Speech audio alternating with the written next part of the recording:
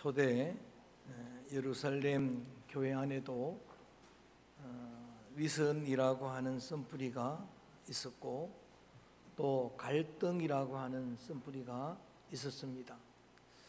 그 쓴뿌리를 온전히 제거하기 위해서 7 집사를 세웠습니다. 7 집사를 세운 그 집사 중에 한 사람이 스데반 집사입니다. 스테파노스라고 하는 그 이름의 헬라식 본래의 뜻은 면류관이라는 뜻입니다.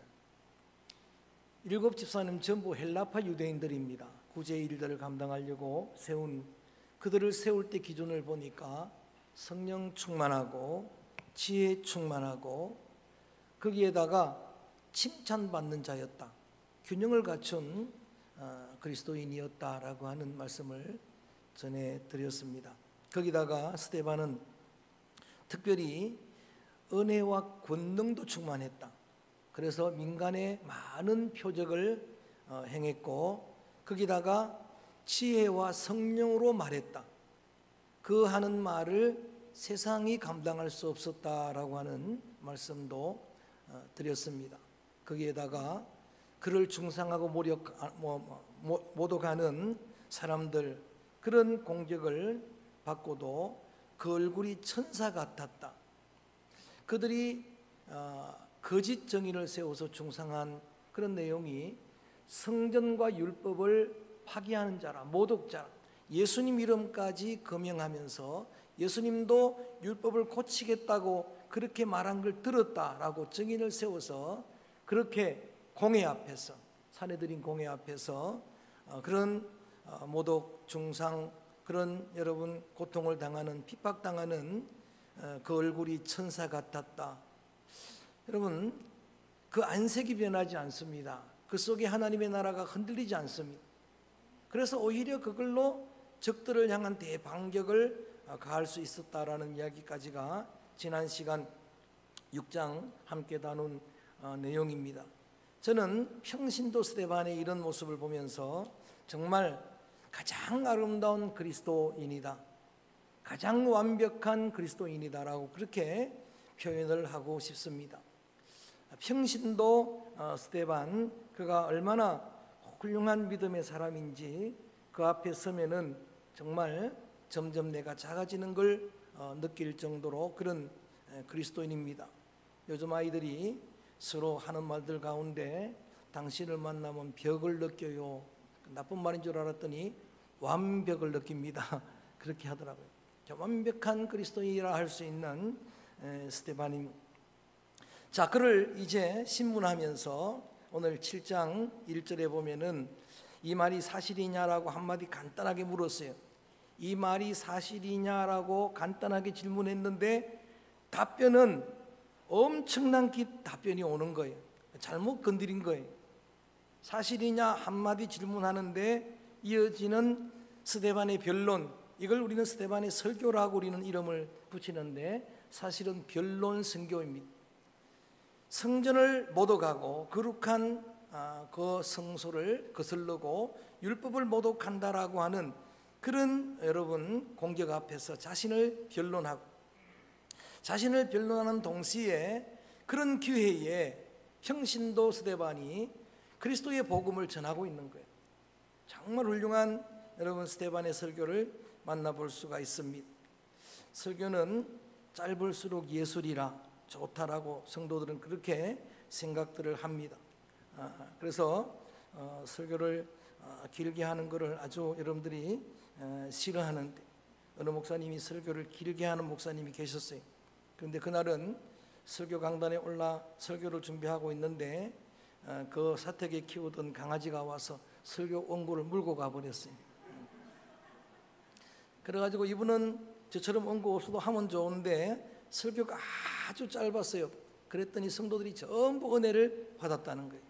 이 소문이 주변 교회에 퍼져가가지고 그 다음 주 중에 주변 교회 장로님들이 5명이 와가지고 그 강아지 새끼 나면 분양하겠다고 줄을 섰다는 이야기. 저도 또 목회자로서 오늘 우리 집사님 기도를 참 잘, 우리 교회 우리 기도자들은 너무 정말 이분 안에 간단하게 기도하는데, 목사님들이 만나면은 큰 고민 중에 하나가 장로님들 기도가 너무 길어진다는 이야기. 기도가 길어져 가지고 어떤 분은 뒤에서 기침을 하다가, 또 어떤 분은 뒤에서 아예 종을 치기도 하다가, 이번에 새롭게 아이디어를 낸 게 마이크를 자동으로 꺼지게 만든. 어떤 분은 또 기도한다고 서면 창세기부터 계시록까지 쭉 가는 거예요. 그러다가 듣다가 지겨워서 한 사람이 화장실에 갑니다. 또 한 사람이 와요. 자기들끼리 인사하는 말은 너 언제 나왔느냐? 난 노홍세 때 나왔다. 뭐 나는 민수기 때 나왔다. 짧은 걸 예술이라 그러는데, 한 번 질문을 했는데 설교 절수만 52절에 제가 다 읽었어요. 다 확인해. 52절입니다. 누가라고 하는 사도행전의 기자가 적은 게 52절이면 여러분 실제는 훨씬 더 길었을 거 아닐 겁니까?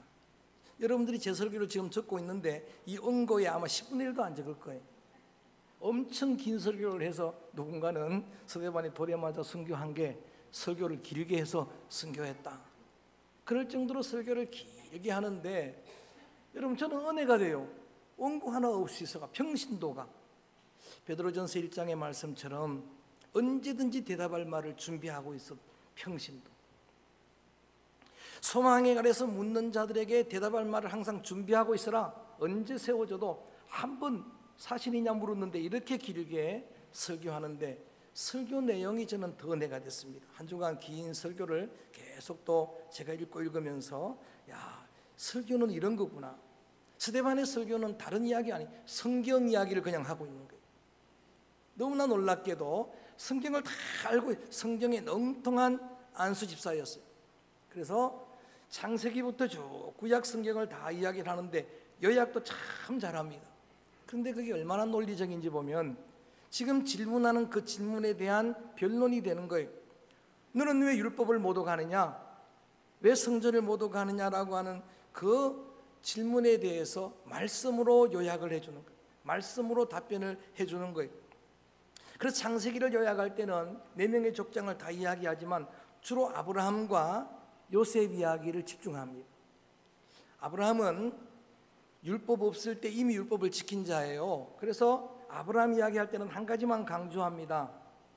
아브라함은 율법 없을 때도 하나님의 말씀 명령을 따라 율법의 할례를 행한 사람이다. 자기도 행했고 아들도 8일 만에 할례를 행한 율법의 사람이다. 또 아브라함은 제단을 중시한 사람이에요. 예배를 중시한 사람. 가는 곳마다 제단을 쌓았더라. 제단을 쌓았더라. 답변이 되겠죠, 그죠? 그 아브라함을 내가 존경하는데 내가 어떻게 성소를 멸시합니까? 거슬립니까? 율법을 모독합니까? 아니다는 이야기죠. 요셉 이야기할 때도 보면은 요셉을 통해서 결국은 설교하려는 핵심의 메시아, 전부 그들은 그리스도의 그림자였어요. 여러분 마태복음 1장을 시작할 때 이렇게 합니다. 따라합니다. 아브라함과 다윗의 자손 누구라고요? 예수 그리스도. 다 그 설교 중에 그리스도, 기독론, 그리스도의 구원을 이야기하는데 요셉 이야기만 강조하면서도 요셉이 그렇게 종으로 억울하게 팔려갔지만은 하나님이 늘 함께 하셔서 형통했을 뿐만 아니라 요셉은 가는 곳마다 복덩이가 되었다. 할렐루야. 그리스도의 그림자가 되더라 이야기. 요셉 때문에 많은 사람들이 살게 되었다. 요셉 때문에 구원을 얻게 되었다. 이 이야기를 설교를 통해서 하고 난 다음에 출애굽기로 넘어와서는 모세 이야기를 집중하는 거예요. 모세는 율법을 만든 사람이, 받은 사람이잖아요. 그 모세를 내가 존중하는데 뿐만 아니라 여러분 모세는 예배를 중시한 사람이에요. 하나님 앞에 늘 제단 쌓고 여호와 니시 하나님께 영광 돌린 사람이에요. 그 모세 이야기를 여러분 전하면서도 또 전하고 싶은 분이 그리스도예요. 모세는 그림자의 사람이고 실제 우리를 구원하시는 분은 모세가 아니라 예수님이다. 할렐루야. 그 복음을 전하고 있다가 여호수아라는 이름을 간단하게 한번 금행합니다. 여호수아도 이름 뜻이 예수란 뜻이에요. 여호수아, 호세아, 요시야, 예수와 구약 이런 이름들은 똑같아요. 구원자란 뜻입니다. 그를 통해서 이제 가나안에 들어가는 이야기도 하다가 그 다음에 다윗 이야기, 솔로몬 이야기로 맞춰집니다. 다윗 이야기 할 때도 무슨 이야기를 하는가 하면은 다윗도 그리스도의 조상이죠. 아브라함과 다윗의 자손, 이새의 줄기에서 다윗의 가지에서 한 싹이 나고, 그 다음에 여러분 그 다윗도 성소를 중리한 사람. 그래서 오늘 그 이야기만 하는 거예요. 다윗은 성전 지을 마음이 간곡한 사람이었다. 다윗은 하나님의 장막, 다윗의 장막을 즐거워한 사람이다. 하나님의 여러분 그 법궤가 돌아올 때 아이처럼 기뻐 뛰었던 사람이 다윗 왕이다. 그렇게 짓고 싶었는데도 하나님이 피만이 흘렸다고 하나님이 그 역하자 준비해 준 사람이다. 그리고 누가 지었다? 솔로몬이 지었다. 이게 설교 내용이에요. 솔로몬이 이걸 다 지었다. 그렇게 귀한 게 성전인데 내가 어떻게 성전을 그렇게 멸시할 수가 있습니까? 라고 하는 이야기. 그렇게 이어나가다가 마지막 누구 이야기로 마치는가 하면은 이사야의 말씀을 인용하는 걸로 설교를 마치고 있습니다. 이사야의 이야기도 마찬가지입니다. 이사야는 구약 예언자 중에 제가 논문 쓸 때도 이사야를 썼는데 전부 그리스도에 관한 이야기를 가장 정확하게 가장 풍성하게 예언한 선지자 대예언자입니다. 이사야 7장 14절에 보면 그의 탄생을 예고합니다. 아들을 낳으니 이름을 임마누엘이라 하리라. 할렐루야. 그 다음에 53장에 가서 보면 그분은 우리를 대속해서 대신 십자가에 죽으실 분이다. 그가 찔리고 상함으로 우리가 나음을 얻게 되고 우리가 구원을 얻게 될 것이다. 그 다음에 마지막 66장에서는 천국 이야기까지, 계시록에 해당되는 66장에서는 새하늘과 새 땅에서 영원한 영생을 얻게 될 것이다. 이사야 선지자 이야기까지를 다 성경 이야기로 설교를 다 하고 난 다음에 그 다음에 51절 말씀 읽어봅니다. 지금서부터는 이제 청족을 향해 하는 거예요. 이제 성경 이야기를 다 했습니다. 예수 그리스도는 율법을 완성하신 분이고 예수 그리스도는 여러분 그 성전의 실체가 되시는 분이고 구약의 이런 사람들은 전부 성전을 너무 사랑한 사람들이고 율법을 사랑한 사람들이고 그리스도의 그림자였던 사람입니다 라고 설교를 하고 난 다음에 51절에는 직접 이야기하는 거예요. 직접 이야기하는 설교 51절 한번 읽어봅니다. 51절 말씀 시작.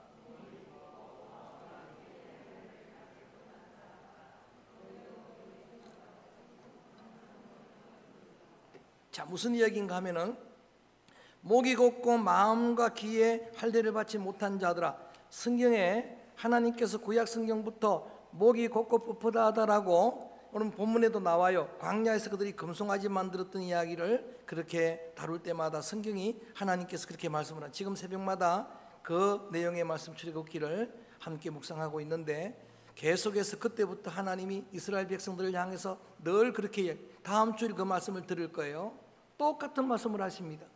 목이 곧고 뻣뻣한 백성들이라고 이야기할 때 너희들이 나를 향해서 율법을 파기했다고 공격을 했지만 성전을 못 오고 한다고 고백했지만 예수님을 그런 자라고 고백했지만 예수님은 율법을 완성하신 분이고 성전의 실체가 되시고 나는 그분을 믿는 사람이고 그렇게 그림자였던 그분들을 존경하는 사람이고 실상은 율법을 모독한 자들은 너희들이다라는 이야기.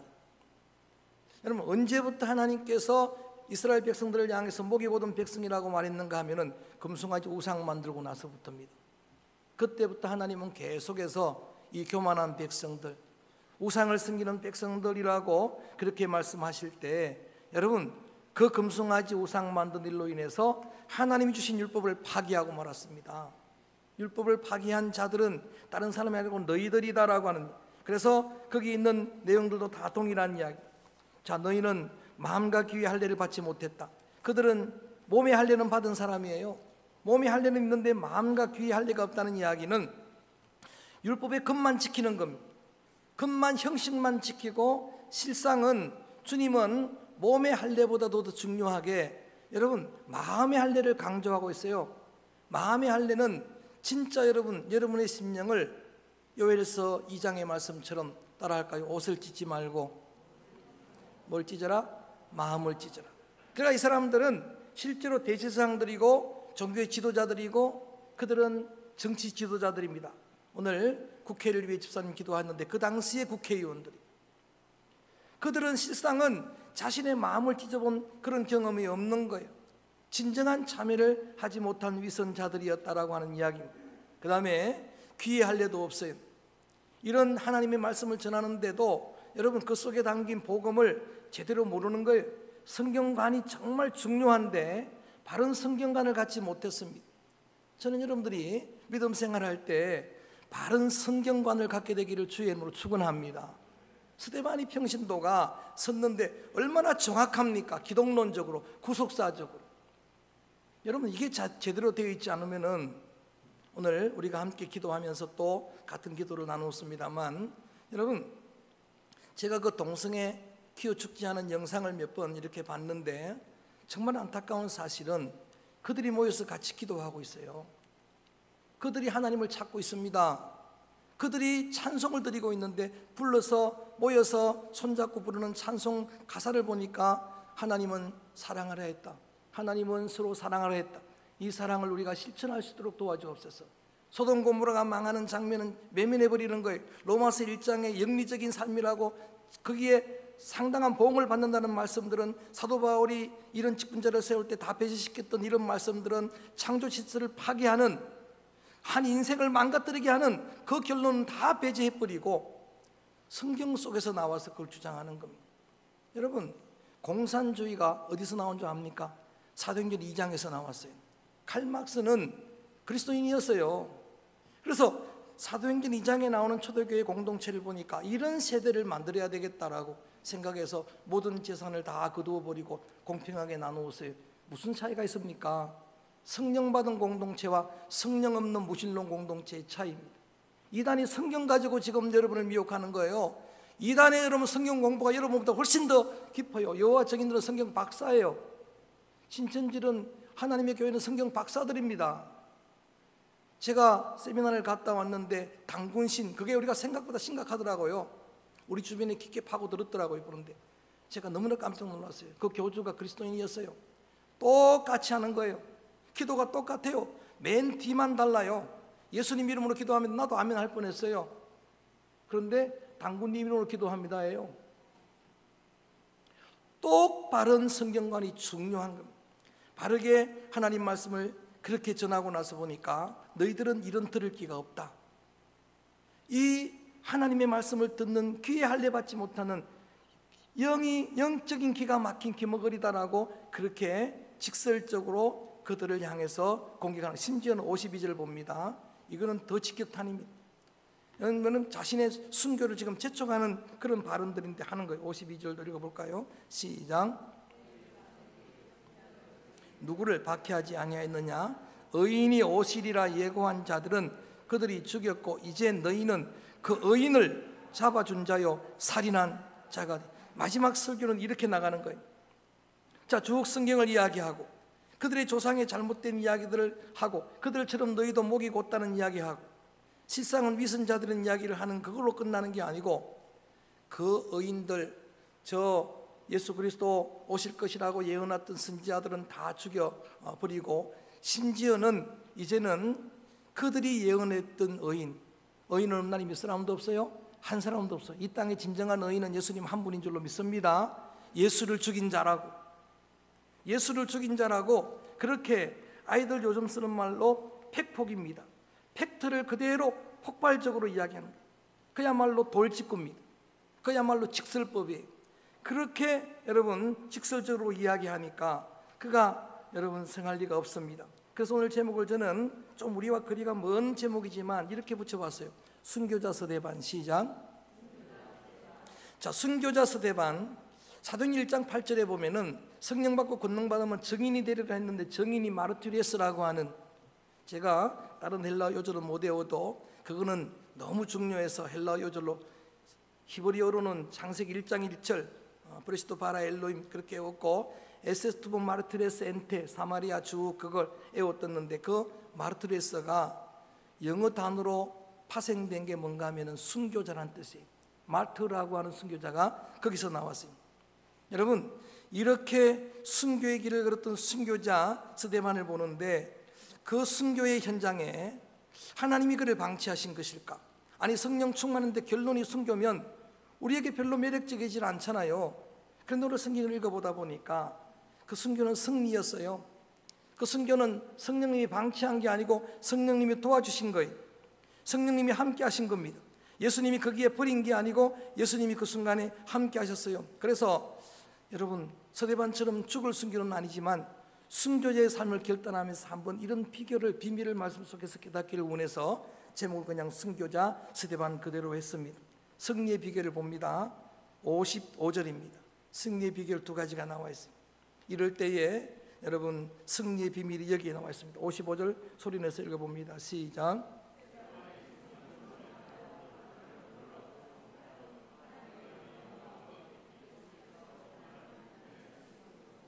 자, 첫째 비결은 이런 때에 거기에 이런 여러분 내용이 들어가 있으면 따라합니다. 성령 충만하여. 그때도 그 순교 승리를 주관하신 분은 성령님이에요. 성령님이 죽도록 방치한 게 아니었다는 이야기입니다. 순교는 방치가 아닙니다. 순교는 저주가 아니에요. 그래서 성령님이 여전히 충만했고, 또 하나는 예수 그리스도가 그를 도왔습니다. 하늘을 우러러 주목해 보았다는 것은 여러분들이 적용할 수 있는 승리의 삶, 순교는 아니더라도 순교적인 삶을 여러분 결단한다면 비결은 이 한 가지입니다. 아무리 힘들고 어렵고 그래도 그런 여러분 중상모독을 다 받으면서도 천사 모습할 수 있는 비결이 여기에 있고, 이렇게 바르게 하나님 말씀을 대언하다가 순교의 길을 걷는 승리의 길도 여기에 있는데 눈을 들어 주님을 보는 거예요. 시선의 중요성입니다. 정말 힘들 때 여러분 오늘 이 말씀이 기억나서 저는 여러분이 눈을 열고 주를 보게 되기를, 하늘을 우러러 보게 되기를 주의 이름으로 권면합니다. 이게 실제로 여러분 이론적인 것 같지만 안 그래요. 참 힘들 때가 있잖아요. 그때 정말 가끔은 하늘을 향해서 눈을 들어 보는 거예요. 그럴 때에 주님의 은혜가, 주님의 위로가 넘치는 거예요. 하늘을 바라보니까 나를 향해서 이렇게 여러분 돌을 드는, 이렇게 하나님 말씀을 전하는데 반응 54절 먼저 하고 넘어갑니다. 아까 그냥 지나갔는데 이런 반응을 보이는 겁니다. 54절 시작. 그들이 이 말을 듣고 그를 향하여 이를 갈거는, 자, 하나님 말씀을 직설적으로 돌직구로 전하니까 마음은 찔렸다 그랬어요. 말씀의 능력인 줄로 믿습니다. 말씀을 들을 때 마음이 찔리고, 그런데 찔린 게 회개가 아니었잖아요. 죄책감이 회개가 아니잖아요. 그게 여러분 회개했다면 그들이 돌이켰어야 되는데 오히려 손에 돌을 들었으니까, 그 다음에 이를 갈았으니까 이거는 오히려 여러분 정말 더 강팍해졌잖아요. 백성들이 전부 일제 이를 간다. 얼마나 끔찍한 일이에요. 한번 생각해 보세요. 청중들이 전부 이를 갈고 있어요. 돌을 들고 달려듭니다. 자, 그 여러분 순교의 위기들을, 그런 현장들을 이긴 승리의 비결을 좀 전에 말씀드린 것처럼 시선의 승리였다라고 함께 말씀을 나누었는데, 여러분 이럴 때 주님 믿음의 눈을 열고 하늘을 바라보면 주님께서 여러분들에게 하나님의 권능으로, 지혜로, 또 하나님의 은혜로 채워주실 줄로 믿습니다. 눈을 들어서 보니까 하늘 보좌가 보였어요. 눈을 들어 보니까 예수님 인자 그분이 서신 게 보였어요. 그분은 내가 믿는 대로 부활하신 분입니다. 그분은 살아계신 분입니다. 지금도 하늘 보좌 우편에 서신 주님입니다. 나를 응원하시는 주님이, 그걸 봤어요. 응원자가 계시니까 내가 이길 수 있는 거예요. 힘을 내라고 성경에는 안 나와 있지만 서대만을 이기라고, 조금만 참으라고 응원해 주는 거예요.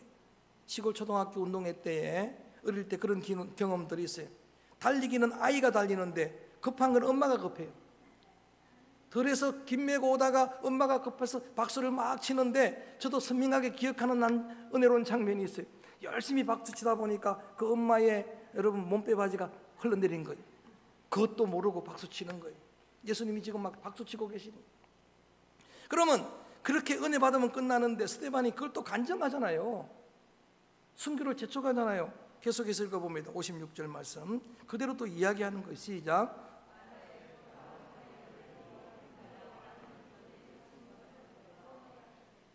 (56절) 말씀 말하되 보라 하늘이 열리고 인자가 하늘 높이 서신 것을 보노라. 이 말은 안 해야 되잖아요. 예수님을 죽인 자들 앞에. 그 다음에 여러분 스데반을 지금 반역하고 이를 갈고 그 다음에 소리를 지르고 길을 막고 달려오는 그들 앞에서 이 말은 안 했어야 되는데 이 말까지 하니까 불에 기름을 붓는 격이 되었습니다. 근데 오늘 성경 누가는 오늘 이 사실을, 현장을 기록하면서 이 현장에 있었던 한 사람을 거론해요. 58절 말씀 한번 읽어볼까요? 시작. 성 밖으로 내치고 정인들이 옷을 벗어 사울이라는 청년의 발 앞에 두니라. 누구 이름이 나옵니까? 사울 이름이 등장하고 있어요. 저를 봅니다. 여러분 보통 여러분들이 사울이 회심했을 때 어디를 늘 상상하나요? 다마스커스 도상에서 부활의 주님 만난 그때가 변했을 것이다 하는데, 신학자들은 그 변화는 지금부터 시작됐다는 거예요. 스데반 순교 현장에 충격을 받은 거예요. 그거를 주도하던 자가 사울인데 여러분 충격을 받은 겁니다. 그가 이렇게 그 하늘을 보았다 그러고 또 심지어는 우리 한번 여러분 60절 마지막 읽어봅니다. 이런 장면을 보는 겁니다. 60절 읽어볼까요? 시작. 무릎을 꿇고 크게 불러 그들에게 돌리지 마옵소서 이 말을 하고 자니라. 아직까지는 8장 1절에 사울이 그가 죽임당함을 마땅히 여겼지만 그 마땅하게 죽을 죄인이라고 생각을 했지만 이미 사울의 마음에는 큰 충격이 온 거예요. 그때부터 회심은 시작되었다라는 그런 이야기. 그래서 나중에 사도행전 20장 24절에 바울로 변하고 나서 그도 스데반처럼 죽기를 결단합니다. 스데반을 보고 그때 그 현장에서 받았던 충격을 그대로 자신의 기도로 옮기면서 복음을 위해 나의 생명조차 조금도 귀한 것으로 여기지 아니하리라. 할렐루야. 그것 따라서 그 평신도 따라서 그 길을 걷기를 기도했는데 그 길을 걸어갔던 사람이 여러분 사도 바울이었습니다. 사울이 변해서 바울이 됐는데 거기에 큰 공로자가 스데반 집사였어요. 그래서 여러분 어떤 경우도 여러분의 시선을 정말 힘들 때일수록 주님을 주목하시기를 집중하시기를 주의 이름으로 권면합니다. 또 하나의 비결이 뭔가 하면은 조금 전에 60절 읽었던 말씀 거기에서 찾을 수 있는 비밀입니다. 그것은 예수님을 본받아야 이깁니다. 그렇지 않으면 절대 이길 수가 없는 영적인 싸움, 진리와의 전쟁, 그런 싸움의 현장입니다. 자, 사도행전을 기록한 사람이 누가라 그랬죠? 누가복음도 누가 기록했어요? 누가가 기록했다 그랬죠. 누가는 제자가 아니죠. 의사입니다. 사도 바울의 소중한 동역자였는데 여러분 누가복음에 기록한 예수님의 십자가 가상 치른 중에 세 가지가 있어요. 누가가 들었던 거죠. 그 다음에 오늘 본문의 스데반의 이야기도 누가복음에 기록된 두 가지 기도를 그대로 달고 있는 거예요. 그러니까 누가는 어디에만 귀를 기울인가? 주님에게서 십자가 상에서 하시는 그 기도를 들었는데 그걸 그대로 스데반이 하는구나 이걸 본 거예요. 스데반이 그렇게 똑같이 기도하는 거나 그 두 가지 중에 하나가 뭡니까? 내 영혼을 아버지께 부탁합니다. 누가복음에 있는 이야기예요. 그 다음에 또 하나가 뭡니까? 용서의 기도를 한 거예요. 주님 저들을 용서해 주시옵소서. 예수님 기도와 똑같습니다. 원수를 향해서 예수님처럼 그렇게 이제 기도를 한 겁니다. 저는 예수님만 기도를 했다면 이건 예수님이니까 그렇게 하실 것이지 또 하신 기도이지라고 그렇게 생각하고 나와 상관없는 것으로 그렇게 생각하려고 너무 이거는 여러분들이 힘들게 하는 원수를 용서해 달라고 기도 드리는 게 힘들잖아요. 그런데 제가 스데반 때문에 그걸 포기했습니다. 우리에게 이것도 가능하다는 소망을 비춰준 분이 스데반이에요. 내 힘으로 너무는 안 되지만 주님만 바라보게 되고 여전히 성령 충만하게 되면 우리도 이처럼 기도할 수가 있어요. 주님 저들을 용서해 주시옵소서. 할렐루야. 저들은 몰라서 하는 일들입니다라고 기도를 드릴 수가 있어요. 스데반만 하고 끝났으면은 또 우리가 스데반이니까 성령 충만했으니까 그렇게 되겠지 생각을 했는데 우리 한국의 위대한 선교자 손양원 목사님이 그 길을 그대로 걸어간 거예요. 손양원 목사님이 자기 아들 동신동인이 죽인 원수를 자기의 양자로 삼았습니다.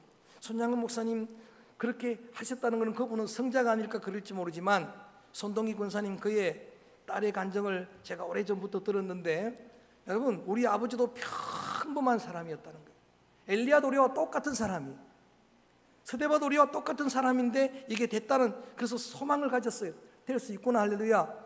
내 힘으로 능으로는 안 되지만 그래서 그 자녀들이 증거하는 이야기들을 들어보다 보면 그렇게 순교했습니다. 그것도 간증이 되고 은혜가 되지만 사소한 너무나 우리와 여러분 성정이 똑같은 그런 손양원 목사님 이야기가 더 저는 은혜가 돼요. 자 질문합니다. 손양원 목사님 부부싸움 했을까요? 안 했을까요? 조금 했을까요? 많이 했을까요? 딸이 봤는데 엄청 많이 했다는 거예요. 부부싸움 물론 이제 일방적으로 사모님한테 당한 거예요. 부부싸움이 아니고 당한 거죠. 그죠? 남자 여러분 우리는 당하죠. 그죠? 뭐 일방적이지만 어떻든 사모님이 잔소리가 은사가 있어가지고 계속 잔소리하는 거예요. 특별히 손양원 목사님한테 잔소리 사례를 안 가져오니까 사례 받으면 다 나은 자들 나눠주고 사례를 안 가져오니까 잔소리 할 수밖에 없잖아요. 그래도 또 묵묵히 이기고 또 이겨내고 하다가 더 잔소리가 심해지면 찬송을 부르기 시작한다는 겁니다. 환난과 핍박 중에도 성도는 신앙 지켰네. 또 잔소리하면은 저 높은 곳을 향하여 내 주를 가까이 하려면 또 잔소리하면 교회 가서 잔다는 겁니다. 여러분, 우리와 성정이 똑같은 그분이 손동희 권사의 간증을 듣다 보면 또 양자로 삼았던 살인자, 그의 아들이 또 목사가 되어서 지금은 관장이 되어서 관리하는 그분의 간증을 듣다 보면은 아들 죽었을 때 그분은 성령이 충만해서 괴로움이 없었다, 그게 아니에요. 너무나 슬프게 애통을 하고 아들 죽인 그 방에 가가지고 여러분 자리에 공부방에 그 책상을 바라보면서 1시간도 통곡에 울고 그런 사람이에요. 우리와 성정이 똑같은 사람이에요. 여러분, 스데반이 가능했고 손양원 목사님이 가능했다면 제가 오늘 제목을 순교자 스데반 했어요. 시작. 순교자 스데반 했는데 거기 스데반 이름에 내 이름을 넣을 수 있겠습니까? 라고 하는 이야기. 자신 있습니까? 근데 여러분, 저는 이런 생각을 했습니다. 결론적으로 한 번 순교하는 일보다 어쩌면 순교적인 삶이 더 귀중할 수가 있다, 아니 더 힘들 수가 있겠다 생각합니다. 한 번 깍 죽는 것은 가능할 수도 있어요. 그런데 오늘 그런 길을 가는 그 길도 중요하지만 오늘 믿음의 귀한 성도들, 이런 순교적인 그런 길을 가기 원하는, 오늘 여러분들이 찬송 부르는 찬송 보니까 순교자의 삶을 위해서 그런 찬송을 우리 전사님이 열심히 부르던데, 여러분 그런 우리들에게는 꼭 적용할 수 있는 필요한 말씀이다라고 생각을 해요. 스데반처럼 그렇게 순교의 길을 가지는 않더라도 어떤 상황 속에서도 저는 여러분 심령 속에 그리스도의 마음이 부어지고, 할렐루야, 그리스도께서 하신 말씀처럼 그대로 말하고 그리스도의 삶이 내 삶이 되어지고 그의 습관이 내 거룩한 삶이 되어지기를 원하는 이런 순교적인 삶을 원한다고 하면은 이 승리 비결은 딱 두 가지밖에 없어요. 힘들고 어려울 때마다 주를 바라보는 겁니다. 주를 바라보게 될 때 실제로 주님을 만나게 될 줄로 믿습니다. 여러분을 응원하시는 주님의 응원 소리를 듣게 될 줄로 믿습니다. 그 힘으로 이기는 거예요. 그 힘으로 승리할 수가 있는 거예요. 또 하나, 끝까지 주님을 닮으려고 애를 써야 됩니다. 그리스도가 하던 그 기도대로 해보고 그리스도가 선포한 대로 해보고, 저는 몰라서 저렇게 합니다, 몰라서 저는 잔소리합니다, 주님 용서해 주시옵소서 기도하고, 그분이 하셨던 말처럼 해보려고 애를 쓰고, 그분이 살았던 삶을 한번 제가 모방하려고. 그래서 바울이 그런 이야기를 한 거예요. 내가 그리스도를 모방하는 것처럼 너희들도 나를 모방하라, 본받기를 원하노라 라고 말씀을 해주셨던 겁니다. 말씀드렸듯이 스데반의 이름은, 스데파노스는 면류관입니다. 성경에 있는 이름들이 다 영어가 됐어요. 바울은 폴입니다. 요한은 존입니다. 야고보는 제임스입니다. 마리아는 메리입니다. 이름을 다 바꿨는데 스테반을 바꾼 영어 이름이 스티븐이에요. 스티븐 이름 많죠. 그 스티븐 정말 이름이 훌륭하니까 이름을 지을 정도로 이렇게 훌륭한 믿음의 성도들, 비록 순교자의 삶을 살고 그 길을 걸었지만 하나님의 나라에서는 이름처럼 영광 면류관의 주인공이 될 줄로 믿습니다. 스테파노스가 될 줄 믿습니다. 계시록에 이게 나와 있어요. 주의 이름으로 목배임 받은 자들이 가장 큰 면류관을 받으리라. 죽도록 충성한 걸로 인정을 해주시고 의의 길 믿음의 길 다 달린 걸로 인정해 주셔서 그런 면류관의 주인공이 될 것이라. 바울도 확신을 가졌어요. 내가 의의 면류관의 주인 될 것이다. 내가 믿음의 길을 다 달려가고 선한 싸움도 다 싸웠기 때문에 예비한 면류관의 주인공이 될 것이다 라고 말씀을 하셨는데, 순교적인 삶으로 승리해서 우리 모두가 다 한 사람도 빠짐없이 그 면류관의 주인공, 진짜 스테반이 되는, 스테파노스가 되는 믿음의 성도들 되어지기를 주의 이름으로 축복합니다. 주의 이름으로 선포합니다. 그래서 이 찬양을 부르려고 합니다. 내가 볼 때는 순교자의 길이지만 이 길은 영광의 길입니다. 내가 생각할 때는 손해보는 길이지만 이 길은 승리의 길입니다라고 하는 비바람이 앞길을 가리도 나는 이 길을 가리라. 이 길은 고난의 길이지만 이 길은 주님이 걸어가신 영광의 길입니다. 스데반이 걸어간 영광의 길입니다. 찬양합니다. 비바람이 앞길을 막으로 나는 가리라.